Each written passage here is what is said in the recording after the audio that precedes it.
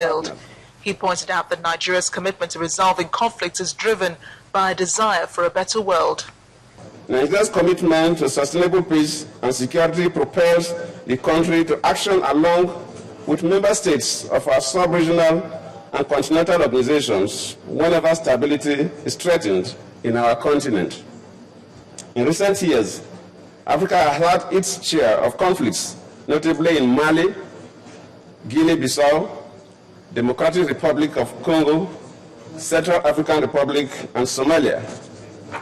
It is noteworthy that African leaders, with the support of the international community, have demonstrated the capacity to work in concert and decisively in pursuit of long-term solutions in the affected states.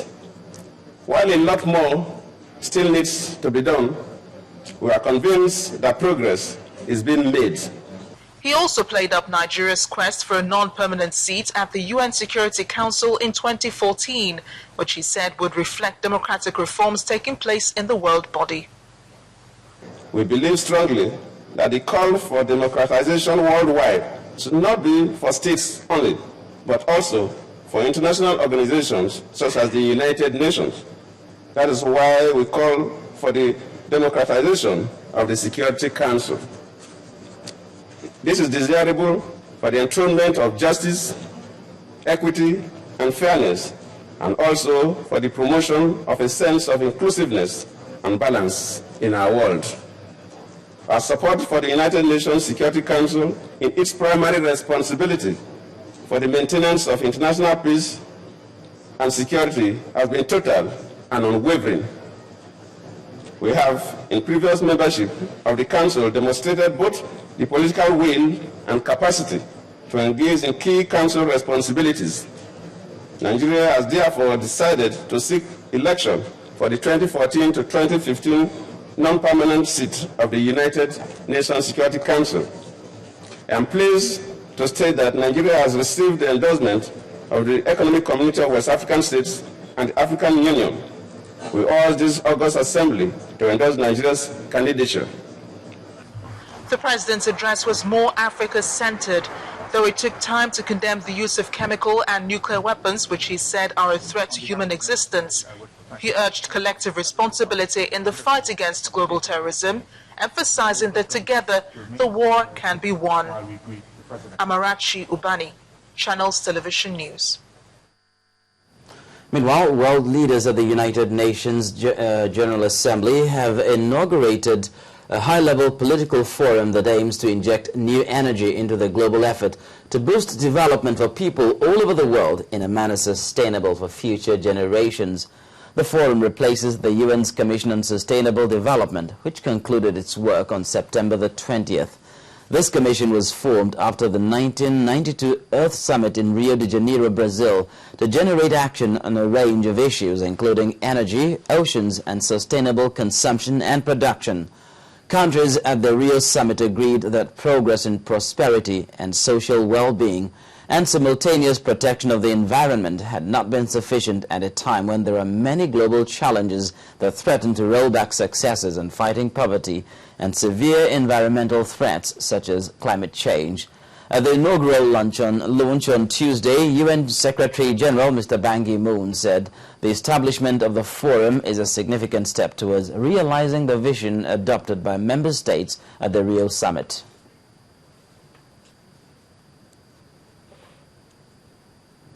When Stratton returns, the Speaker of the Kaduna State House of Assembly has been thrown out and the new man sworn in to take his place.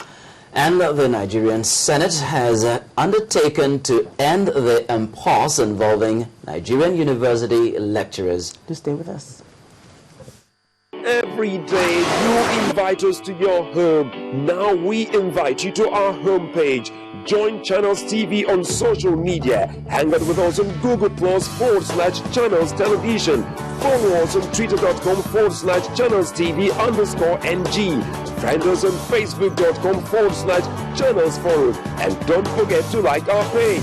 That's not all. Subscribe to our YouTube channels.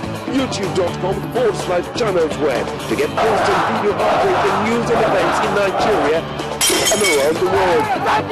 ChannelsTV.com, the news at your fingertips.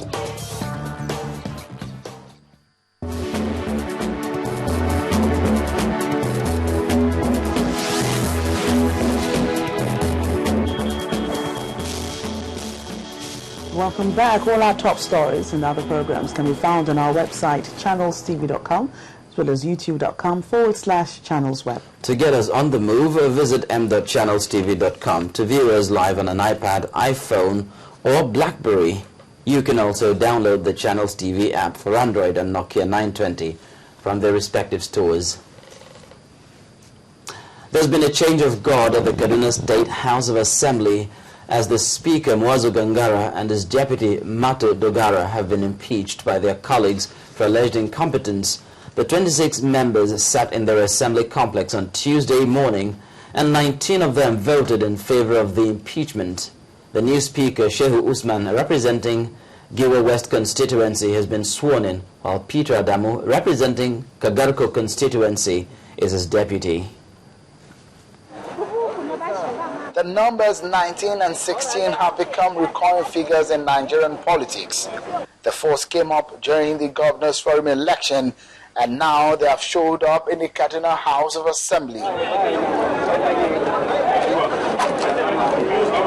Those figures have now turned the Kaduna legislature into two halves. The House is said not to be in session, but what brought some of the members to the chamber is what is tearing it apart. They requested for 2 months. They said, no, we give you 1 month. Within 1 month, resign. So that if they had done so in chambers, even quietly in the Speaker's office, we would have just done our thing without any heat or hindrance. And they were aware that today likely was a terminal date. And that was why maybe they stayed away.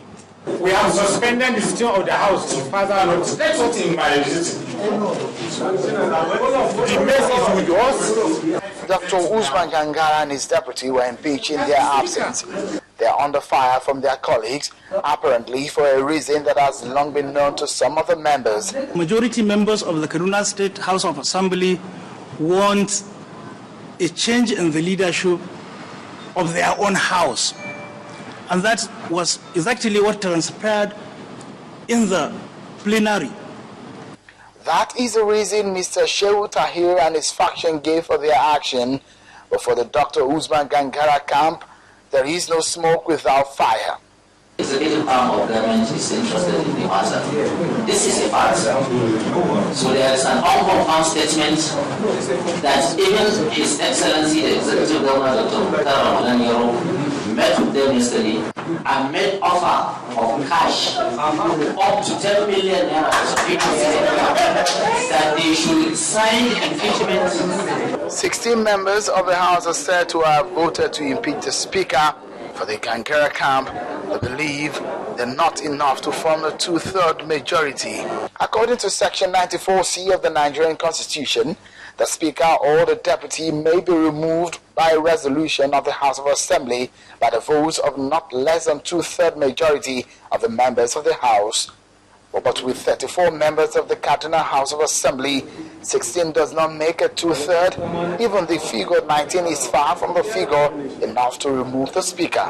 Another stalemate, perhaps another kind of factionalization that we see in the national politics, is what is playing out here at the Kaduna House of Assembly. The two men claiming leadership, one group has the maize and the other the floor. It is yet to be seen how this crisis will be resolved.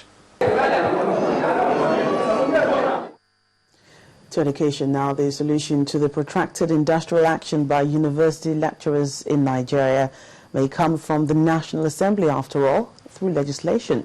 Well, this indication was given by the Senate Minority Whip Ganiyu Solomon, who was speaking at the first conference of National and State Assembly Committees on Education in Abuja. Mr. Solomon, who represented the Senate President at the event, noted that the persistent strike action by the Academic Staff Union of Universities have had tremendous impact on the quality of education. Call on the federal government, the members of ASU, the 36 state committees, to urgently come to an agreement so that our students can return